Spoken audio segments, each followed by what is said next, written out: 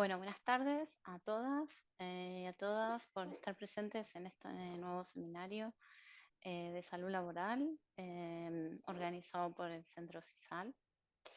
En esta oportunidad tenemos la presencia de Pía Delano, eh, quien es fisioterapeuta de la Universidad Mayor, es magíster en salud pública de la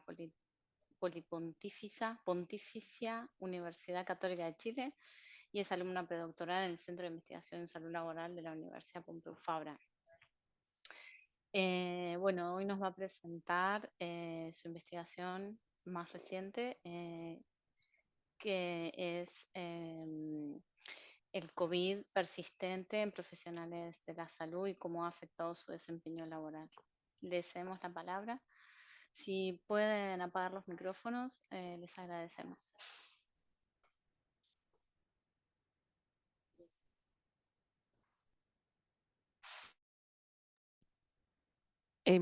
Bueno, muchas gracias por la invitación. Así como decía Noelia, mi nombre es Pía Delano y estoy realizando mi doctorado en el Centro de Investigación en Salud Laboral, CISAL.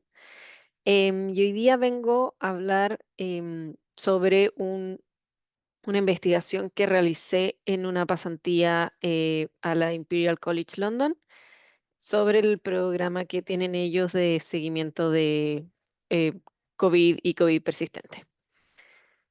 Entonces voy a compartir la pantalla. Perfecto. Y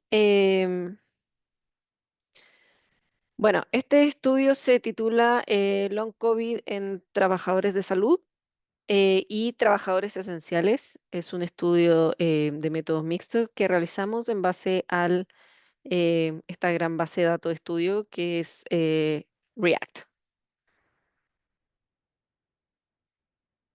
Entonces, para empezar, bueno, les voy a hablar un poco lo que es el long COVID o COVID persistente, que actualmente ya se está definiendo como una condición multisistémica que ocurre luego de tener una infección de COVID-19. El término más utilizado para referirse a lo que es long COVID es este tiempo de corte de que hayan transcurrido ya 3 meses desde la infección inicial y aún se tengan síntomas. Se ha estimado que ha afectado a 409 millones de personas a nivel global y los síntomas son muy variados y siendo los más predominantes lo que es la fatiga y lo que son los síntomas cognitivos. Claramente, sobre todo estos dos síntomas afectan lo que son las actividades de la vida diaria y lo que es la posibilidad de trabajar de las personas. Entonces, es un gran tema dado de que, por ejemplo, estos síntomas, o sea, lo que es la fatiga o los síntomas cognitivos, cuando es un profesional de la salud, que es lo que nos hemos enfocado un poco, em, su impacto no solamente incluye a la persona, sino también incluye a lo que es el sistema de salud, incluye lo que es la posibilidad de acceso de pacientes y de personas enfermas a un servicio, y por lo tanto es parte de la motivación por la que quisimos estudiar específicamente en el COVID persistente en esta población. Y antes de adentrarnos un poco a lo que es el estudio en sí, es importante también comprender un poco esta división que realizaron en Reino Unido. En Reino Unido, al inicio de la pandemia, decidieron destacar lo que se consideraba como personal esencial. Llámese todas las ocupaciones o personas que no podían dejar de trabajar durante los periodos de lockdown, de los periodos donde no se podía realizar movilizaciones, ellos tenían que seguir proveyendo distintos servicios. Entonces, nosotros los dividimos en lo que consideramos como personal sanitario y otro tipo de trabajadores esenciales para este estudio. Lo que es personal sanitario lo subdividimos en los que tienen contacto con pacientes y los que no tienen contacto con pacientes. Esto incluyen tanto a trabajadores de distintas, de residencias, de care homes, como personal sanitario. Y lo que son otros trabajadores esenciales incluye ocupaciones como administrativos esenciales y servicios, todo lo que fuera relacionado al cuidado de niños que no pudiera ser realizado desde el hogar. Incluye también lo que es logística y seguridad, llámese las policías, los trabajadores de frontera, etcétera. Otro tipo de personal esencial que podía tener o no contacto con el público y además se consideró trabajadores esenciales a aquellos que realizan trabajo desde la casa o que no tienen contacto directo con el público. Esta división originalmente se realizó para poder priorizar lo que eran los procesos, bueno, primero para priorizar quiénes podían salir y trabajar durante los periodos de lockdown, pero también para priorizar los procesos de vacunación cuando comenzaron a realizarse. Entonces, es una división que se aplicó en todo lo que es Reino Unido y para este estudio lo dividimos básicamente en personal sanitario y otro tipo de trabajadores esenciales. Ahora, ¿en qué consiste el estudio REACT? Em, REACT es un acrónimo que representa Real Time Assessment of Community Transmission. Es un estudio que inició para ver cómo se estaba manejando el COVID-19, el virus SARS-CoV-2, cómo se estaba propagando en la población, para poder ir midiendo la prevalencia que este virus tiene en ella. Entonces, inicialmente, bueno, se inició con React 1, que como pueden ver inició en mayo de 2020 y consiste en distintos servicios que se proveen para las personas que participan de este estudio.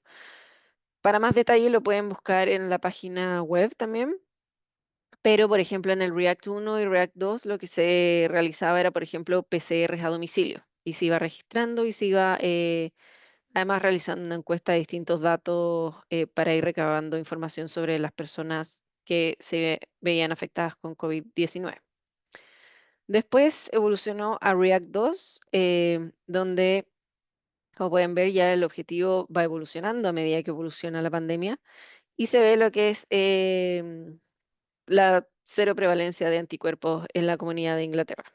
Y este ya tiene lugar a partir de junio 2020. Y se continúa con esta serie de cuestionarios que van acompañando estos test que se realizan para además ir recabando información de las personas que son contagiadas con COVID-19.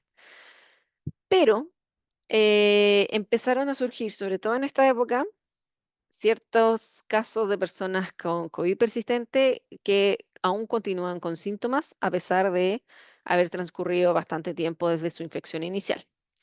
Es entonces que se decide lanzar React LC o React Long COVID, que es un estudio específico sobre los efectos a largo plazo o secuelas que tiene el SARS-CoV-2 en el cuerpo. Este se lanzó en agosto 2022 y se invitó a todos los participantes de React 1 y React 2 que quisieran completar unas encuestas y además realizar una serie de distintos tests, por ejemplo, test cognitivos, entre otros. Y actualmente, bueno, se está realizando React 3, donde ya se está viendo a mayores rasgos los efectos a largo plazo, que se consideraría ahora, ya 5 años después del inicio de la pandemia, eh, sobre, de- sobre los efectos que tiene el COVID-19 ya a largo plazo, tanto en la salud, en el bienestar, en lo que es el trabajo, en lo que es el acceso a servicios, entre otros. Para este estudio, el que voy a presentar hoy día, nosotros utilizamos la base de datos de React LC, que nos permitió plantear, de acuerdo a las posibilidades de lo que recoge y todo, nos permitió plantear como objetivo el poder identificar cuál es el impacto que el long COVID o COVID persistente ha tenido en el personal sanitario, ya sea con o sin contacto directo con los pacientes, comparado con otros trabajadores esenciales, usando, por supuesto, los datos del estudio REACT. Dentro de los distintos variables y aspectos que nosotros queríamos medir, es la percepción que tienen las personas de su estado de salud y los síntomas persistentes. También nos interesaba ver si han desarrollado una nueva condición de salud, si cómo esto ha afectado su salud física y mental en sus actividades de vida diaria y el trabajo. Si existe alguna diferencia entre tener contacto con pacientes o no. Y además el poder compararlo con el resto de trabajadores que al ser considerados esenciales también realizaban trabajo, em, o sea, también salían a trabajar en estos periodos de lockdown. Y además tuvimos la posibilidad de realizar un estudio cualitativo con participantes de React Long COVID para poder ver cuáles son las percepciones de los trabajadores de salud que tienen COVID persistente sobre su habilidad para trabajar, o sea, cuáles son sus limitaciones, ven ellos como facilitadores, qué han visto como necesidades y el significado para ellos de tener long COVID. Entonces, en este estudio de React Long COVID, que se invitó a los más de 2 millones de participantes de React 1 y React 2, en este estudio contestaron 282.000 participantes. Nosotros excluimos los datos que se encontraron faltantes y nos quedamos con un total para analizar de 123.463 participantes. Estos participantes, para hacer un análisis más amigable, nosotros lo definimos como aquellos que no tuvieron COVID, llámese que no tuvieron un test PCR positivo o un test de antígeno reportado en la base de datos del NHS, y aquellos que sí tuvieron long COVID, que son los que ya han sido diagnosticados, o sea, que han tenido COVID-19 y que además cumplen con el criterio de tener long COVID de este periodo de 3 meses. Y además tenemos un tercer grupo, que son aquellos que todavía tienen síntomas o que no tienen síntomas y ya transcurrido los 3 meses, que viene a ser el grupo de no long COVID. Entonces, como pueden ver, la distribución, o sea, claramente las personas con long COVID son bastante menor que aquellos que no tienen long COVID. Y en el estudio cualitativo contamos con 60 participantes del estudio, de los cuales 9 son trabajadores de salud, así que son los que analizamos revisar, em, para poder revisar y hacer los insights del cualitativo. Como resultados, tenemos de que los trabajadores de salud sin pacientes componían un 3,2% de la muestra, mientras que los trabajadores de salud con pacientes representaban 6,7%. Y los otros esenciales, dado que abarca todas estas categorías, componían el 83,5%. Cuando vamos mirando el detalle de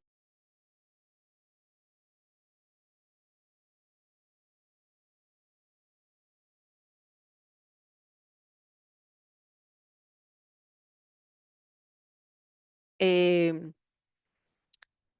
que los sanitarios que trabajan con pacientes tienen una mayor prevalencia que los otros dos grupos de long COVID.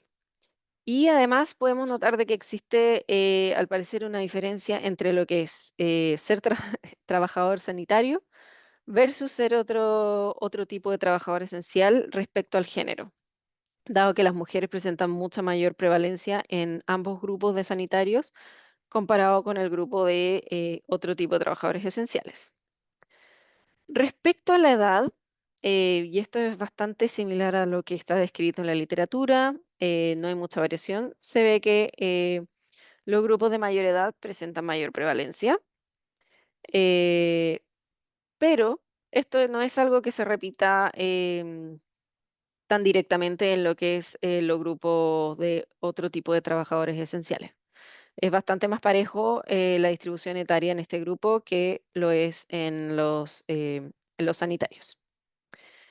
Y también, como este es un estudio a base de encuestas, una de las preguntas era si se encuentra, si s- ¿eh?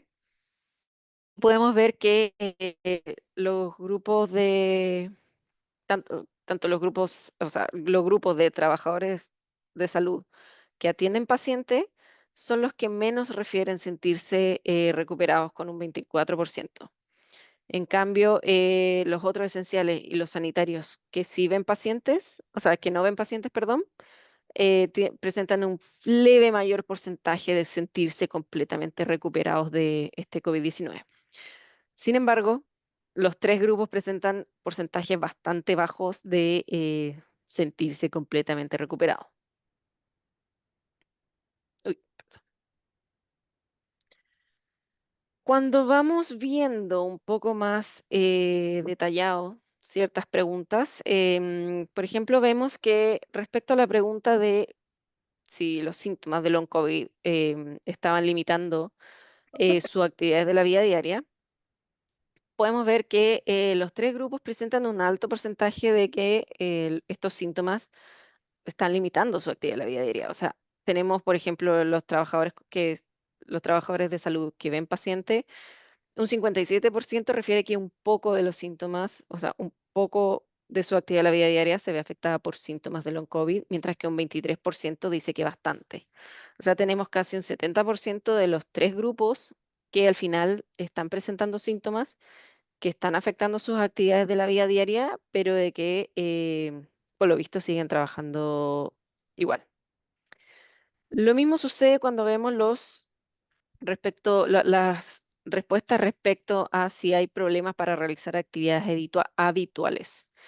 Si bien los porcentajes son bastante similares en los tres grupos, sí tenemos de que existe un 1% que ya se encuentra incapaz de realizar actividades habituales debido a los síntomas de long COVID, mientras que alrededor del 3% considera que estos problemas son severos y ya moderado viene a variar entre un 11 y un 18%.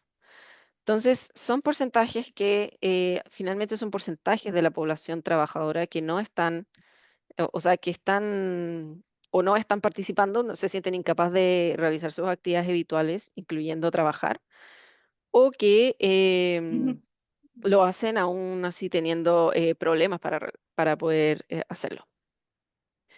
Y otra de las preguntas, la última que quisimos incluir en esta presentación, habla sobre el tema de si los síntomas, tanto físicos como mentales, afectaban su, por ejemplo, número de horas pagadas que realizaban comparado con lo que realizaban previamente.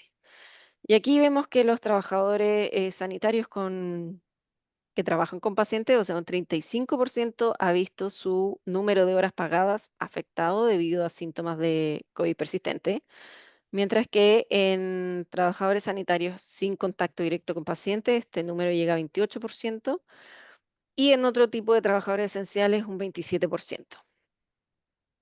Lo mismo, bueno, la misma tendencia ocurre cuando se le ve cómo afecta el tipo de trabajo pagado que realizan. Tenemos que los profesionales sanitarios que trabajan con pacientes, un 31% ha visto afectado el tipo de trabajo que realizan, mientras que los trabajadores esenciales llega a un 28% y los trabajadores sanitarios sin contacto con pacientes es un 26%. Entonces tenemos prácticamente un tercio de la población de trabajadores esenciales en total como tal que se está viendo afectado por síntomas de COVID persistente y ven afectado lo que es su trabajo por estos síntomas. Fuimos un poquito más allá y quisimos ver de toda esta, es una gran base de datos con muchos variables que se pueden revisar. Quisimos ver cuáles eran los factores asociados al estado de salud que autopercibido que decían los distintos trabajadores. comparado con el estándar que viene a ser tener una buena salud. Y lo que más encontramos es que las comorbilidades, sobre todo, son el factor más predominante para que una persona refiere si tiene buena salud o si tiene mala o muy mala salud. Como se puede ver también, a medida de que el número de comorbilidades aumenta, esto parece también ir en aumento. Y respecto a otras variables características que se han descrito, sobre todo en la literatura, que es el sexo y la edad, creo que los hombres refieren reportar muy buena salud cuando se le compara con las mujeres, pero eso no implica que reporten más mala salud y muy mala salud, sino que los hombres tienden a reportar una salud adecuada. Y respecto a la edad, vimos que el grupo de 31 a 50 años es aquel que presentaba más cuando se le comparaba con los otros grupos.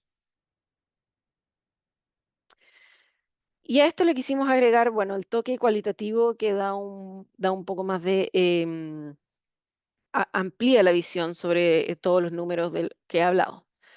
Aquí surgieron cuatro temas donde vimos, por ejemplo, que uno de los principales temas que referían las personas era este acceso a la atención médica, sobre todo refiriéndose a primero, una dificultad en conseguir una evaluación, sobre todo al principio de la pandemia, cuando se desconocía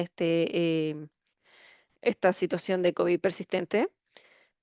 También que no existe o no está claro a qué profesional hay que acudir cuando se sospecha que se tiene COVID persistente o a dónde hay que ir, si hay que ir a emergencias, si hay que ir al médico de cabecera o hay que ir a un especialista. Eso también es un tema. Y al ser profesionales de la salud, la mayoría hay una tendencia a bajarle un poco el perfil o negar que se tiene estos síntomas relacionados al long COVID.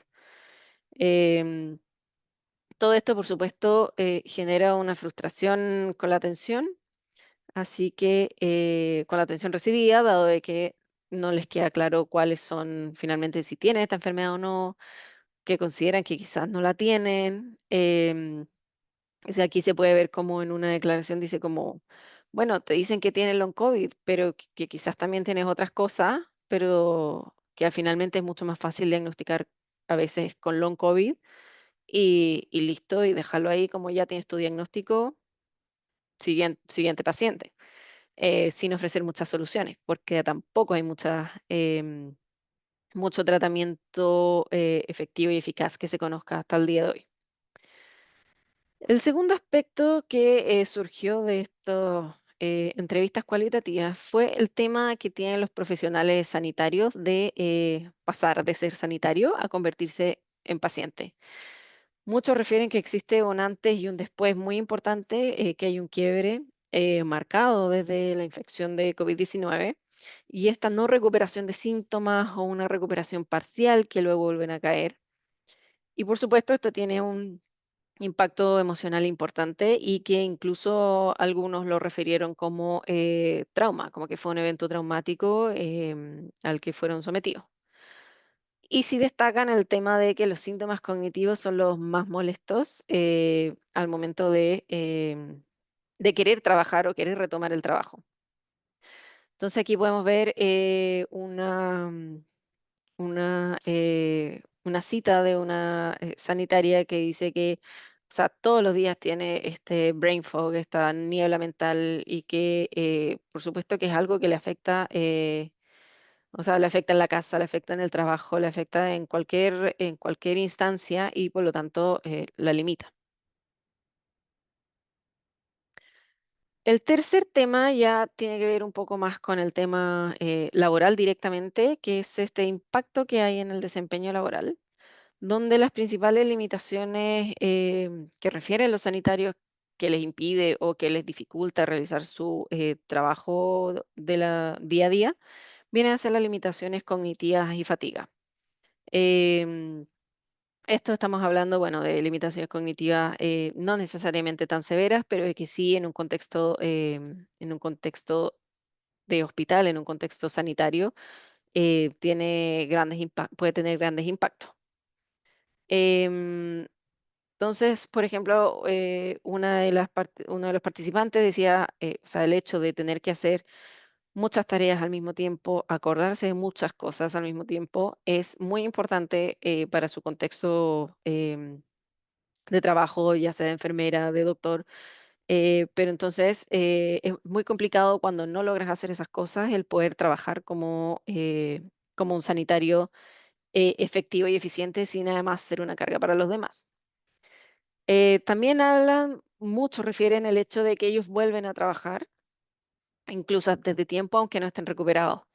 Esto, bueno, por temas personales, por temas de sociabilización, por temas de volver a sentirse útiles y inicialmente por el tema de que el no estar trabajando durante la pandemia, durante el gran boom de la pandemia que hubo, em, era como que estaban un poco esta sensación de abandoné el barco y dejé a mis compañeros solos y tengo que volver a apoyarlos. O sea, da lo mismo si yo me siento mal, hay que volver a apoyarlos. Y uno de los factores claves que decían para poder realizar esto era el apoyo que reciben de los supervisores. Que si supervisores comprendían el tema del long COVID, era más fácil, si no, se podía volver un poco más complicado. Eh, pero volví a trabajar, pero no 100%, em, pero de que gracias a las facilidades de adaptación que he tenido en trabajo, claro, puede trabajar un día a la semana desde la casa por distintas manifestaciones de síntomas. Y finalmente, que esto es algo que surgió en casi todos los sanitarios incluidos, que es esta necesidad de trabajar. Es una necesidad de trabajar que la describen como, bueno, personal desde este rol de sanitario de cuidar al otro, como también esta necesidad de yo tengo que estar ahí porque si no estoy ahí, lo más probable es que nadie me pueda cubrir, pero al mismo tiempo también afectaba los sociales, emocionales de estar activo y de volver a trabajar. Entonces, como aquí lo dice en esta cita, o sea, mi cerebro tenía, o mi mente tenía que volver a trabajar, mi cuerpo quería volver a trabajar, o sea, no me gusta estar sentado en la casa. Y eso se repitió bastante en lo que es, en las distintas perspectivas de los sanitarios, incluido en el estudio. Y el último tema que surgió tiene que ver con el significado que le dan los sanitarios a tener long COVID. Como mencioné anteriormente, muchos de ellos minimizan o niegan tener long COVID. Al final refieren, claro, o sea, yo tengo un par de síntomas, pero no deben ser long COVID, o sea, hay gente que está mucho peor y por eso ellos asocian que los pacientes con long COVID son casos más severos y no los incluyen a ellos. Entonces, por ejemplo, dicen, claro, o sea, yo pensé que el long COVID era más para personas que están, o sea, enfermas, así, enfermas gravemente de él, como que necesitan mayor asistencia médica, no necesariamente que estén postrados, pero que no pueda hacer ninguna actividad de la vida diaria. Versus yo, que soy una persona que presenta fatiga, que presenta una leve disnea, o sea, que presenta una disnea. Y esto es algo que se repitió en todos los sanitarios, este tema de que, esta idea de que como sanitario, o sea, uno ve pacientes más graves y más, o sea, que puede ver pacientes más graves, más severos, y por lo tanto el long COVID lo asocian a ese tipo de pacientes y no a los síntomas que tienen ellos. Entonces, luego de todo esto, los principales datos que hemos sacado es que, bueno, hay una mayor prevalencia de long COVID en sanitarios que atienden pacientes de forma directa. Similar a la literatura, ser mujer, tener una edad avanzada y mayor número de comorbilidades también pone en riesgo tener más prevalencia de long COVID. siendo las comorbilidades aquellas que tienen un mayor impacto en autopercibirse uno como tener mala salud. También tenemos que más de la mitad de los participantes reportó limitaciones en sus actividades diarias por por esta persistencia de síntomas y que aproximadamente uno de cada tres tuvo cambio en sus horas y o tipo de trabajo por estas secuelas físicas o mentales del long COVID. Y menos del 25% de los sanitarios que trabajan con pacientes se sienten recuperados luego de el COVID-19. Los temas clave en la entrevista, bueno, fue sobre todo el tema de las dificultades para obtener este diagnóstico y tratamiento, sobre todo esto de no saber a dónde ir, a quién acudir, que no exista un camino claro de diagnóstico y tratamiento del long COVID, siendo que en Inglaterra sí hay clínicas de long COVID. También está este tema de esta transición emocional de ser un profesional sanitario a convertirse en paciente, que conlleva todo este tema de negación, este tema de asumir que no todas las personas con long COVID son personas que están severamente graves y que a pesar de que uno es sanitario puede ser uno de ellos. Y también el impacto laboral que depende mucho de los síntomas que uno tenga y el lugar donde trabaje. Lugar, refiérase si trabaja, por ejemplo, en emergencia, en roles más administrativos y los síntomas que tenga, va a ir dando las distintas limitaciones que se pueden dar o los distintos también facilitadores que se dan. Se requieren adaptaciones para poder volver a trabajar teniendo long COVID, que estas adaptaciones sean flexibles, que sean personalizadas, dado de que al ser una condición de salud multisistémica, tenemos, o sea, una amplia variedad de síntomas que pueden influir en el trabajo de la persona sanitaria y por lo tanto hay que ir viendo las adaptaciones de forma personalizada. Y además existe esta presión por seguir trabajando, que puede ser presión externa, pero al parecer en los sanitarios también viene a ser una presión interna de el querer cumplir con el rol que uno tiene, el querer cumplir con no abandonar a los colegas o el sencillamente negar que uno está enfermo o con una situación de salud que requiere un poco más de tiempo. Entonces, como conclusión es que el long COVID es una situación de importancia para la salud pública, es una situación donde ahora, 5 años después, o sea, seguimos viendo de que hay pacientes que realmente no recuperan, que ha afectado a un porcentaje importante de la población y de los trabajadores. Comparar trabajadores, personal sanitario con contacto de paciente, sin contacto de paciente y otros trabajadores esenciales que también siguieron trabajando durante la pandemia, nos permite entender mejor el impacto que hay en esta población y por lo tanto esto a largo plazo también nos permite diseñar estrategias de un reintegro laboral adaptadas al contexto sanitario sobre todo, que es un poco más difícil que lo que exponen las distintas guías de trabajo, porque es más difícil, porque una de las adaptaciones puede ser, por ejemplo, tener horarios flexibles para volver a trabajar o generar un ajuste de funciones, pero que no recaigan sobre el resto de los colegas.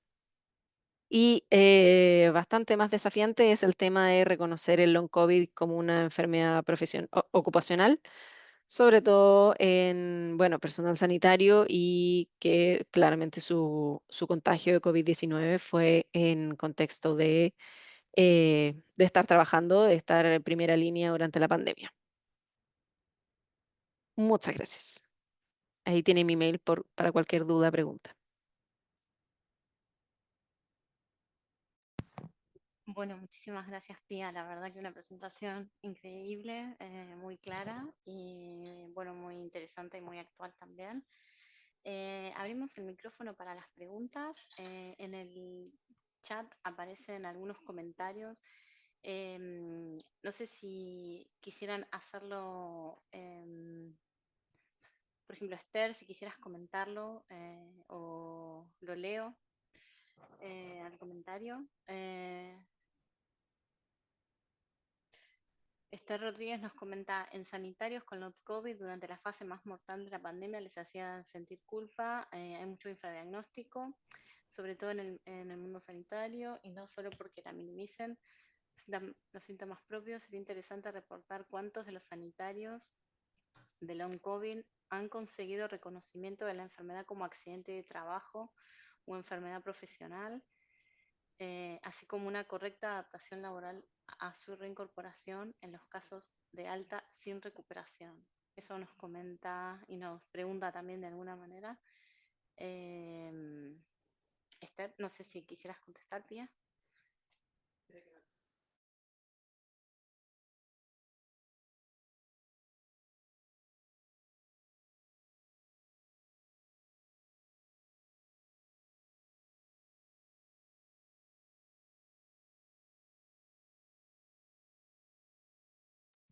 Sí, bueno, perdón. Hay muchos de o sea, esto el estudio React es un estudio que están haciendo distintos seguimientos transversales. Y yo creo que, bueno, como mencioné que empezó tan antes durante la pandemia y ha ido evolucionando con distintos cortes para ver e incorporando distintas preguntas como estas que surgen, como ya, o sea, ¿cuántos? O sea, recién en React 3 se empezó a preguntar cómo se ha visto su trabajo afectado por estos síntomas. En React 1 y React 2 no existían esas preguntas. Y tengo entendido que ahora para el React 3 sí se está incluyendo lo que mencionaba, o sea, cuánto se le ha reconocido como accidente laboral, cuánto se le ha reconocido como enfermedad profesional y eso. Pero es un estudio que está iniciando, entonces todavía no hay resultados. Em, Eso, la verdad es que por lo menos a mí me ha parecido interesante que como estudio, si pueden ver en la página web, está todo, están todas las preguntas que se han hecho en las distintas fases. Entonces, muy interesante además porque ellos han ido evolucionando este estudio a medida que surgen nuevas necesidades de la población. Así que lamento no poder contestar más detallada esa pregunta, pero habrá que esperar a la siguiente versión. Bien, muchas gracias, Pía. Y gracias por la pregunta. Douglas Ferraza, de Costa Rica, nos dice, el trabajo dignifica al ser humano, no es sorprendente que estas personas lo enfaticen, habría que ver qué porcentaje de sueldo cubre su licencia por no trabajar, si tiene compromisos mortgage, study, loan, etcétera. Esto podría arrojar luces con las partes cualitativas.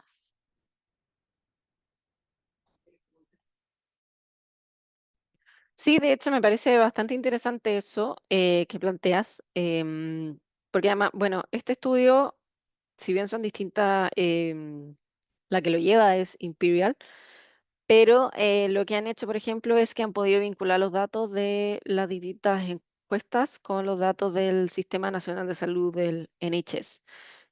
Así es como, por ejemplo, saben si una persona que contestó tiene, o sea, tuvo COVID-19 o no y cuál es su fecha. Em, y la verdad es que, claro, sería muy interesante ver si además existe una relación con distintos factores socioeconómicos. Nosotros, acá mostré la versión resumida, pero nosotros sí pudimos analizar el índice de deprivación que tienen ellos de acuerdo a su código postal en Inglaterra, ellos me refiero a Inglaterra, en base a su código postal, y la verdad es que no encontramos diferencia significativa, o sea, no encontramos ninguna diferencia como respecto a ese punto. Sí había una leve mayor prevalencia en los mayores grados de privación, pero era mínima comparado con el resto de los grados. Lo mismo pasó con otras variables como es la raza, que no las incluí en este resumen porque al final no tenía, bueno, no tenía tanto tiempo y también porque no habían diferencias significativas destacables. Gracias, Pia, por responder. Y Luis Vicuña nos pregunta, ¿Por qué no se consideró a los menores de 30 años en el análisis de la edad? Y por otro lado nos pregunta, no puedo ver ahí, el diseño de la parte cuantitativa fue caso control o transversal. Sí, bueno, de ahí creo que, de hecho, Esther contestó que, claro, es un estudio transversal. La parte de la encuesta ha sido transversal. Como mencioné, los distintos estudios REACT se ha invitado a los participantes del anterior que si quieren volver a participar y con eso se va generando esta como pequeña corte que han podido crear. Sí se consideró a los menores de 30. Como dato, el estudio REACT es a partir de 5 años. Sí se consideró a los menores de 30, pero no había, similar a la literatura, su prevalencia es baja comparado con los otros grupos etarios. Entonces, por eso no la incluí, porque era bastante baja su prevalencia, del long COVID me refiero.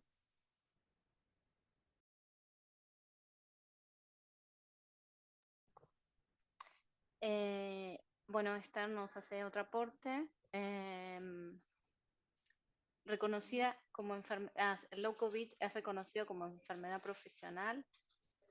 No puede conectar el micro, es una reflexión sobre todo la necesidad de registrar los casos. ¿Quién lleva este estudio nuevo de REACT? Sí, el estudio REACT lo sigue llevando Imperial College London, la Escuela de Salud Pública. Así que la verdad es que está toda la información en la página web, la voy a buscar para compartir, em, porque es bastante, o sea, tienen todas las preguntas, tienen todos los datos de contacto, por ejemplo, si ustedes quisieran investigar solo, no sé, long COVID, tienen el dato de la persona que está en cargo del grupo long COVID, o si quieren ver lo que es trabajo, está el dato de contacto con la persona que se dedica a trabajo. O si quieren ver antígenos, también está el mail. Es súper amigable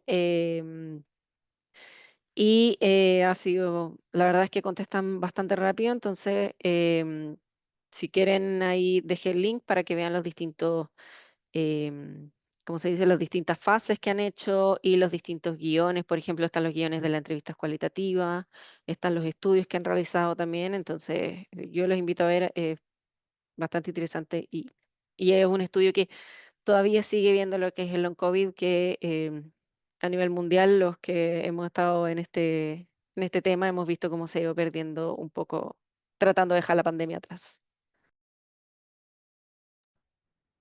Bueno, muchas gracias, Pia, por compartir el enlace y por toda la información que nos aportaste. No sé si alguna persona participante tiene algún comentario, pregunta más para Pia.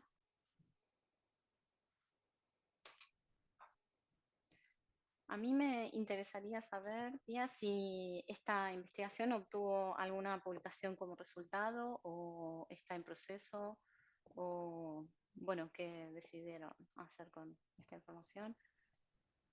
Estamos en proceso, se va a publicar un artículo con los resultados. Estamos en proceso de revisiones y terminarlo, pero está en proceso. La idea es publicarlo porque em, además, como mencionaba, como es, por lo general los estudios, claro, ven sanitarios, ven otro tipo de profesionales, pero acá compara al final dos grandes grupos que tuvieron que seguir trabajando de forma activa, saliendo de sus casas durante la pandemia, así que se ve un poco más lo que es la diferencia de las distintas ocupaciones con el personal sanitario. Bueno, muchísimas gracias. Ojalá que esa publicación salga a la luz, que seguramente está llevando mucho trabajo y mucho esfuerzo. Si alguien tiene algún comentario, Maite Fernández nos dice muchas gracias. Saludos, Esther nos dice perfecto, muchas gracias por el aporte y por compartir estos datos. Si alguien tiene algún comentario, alguna pregunta.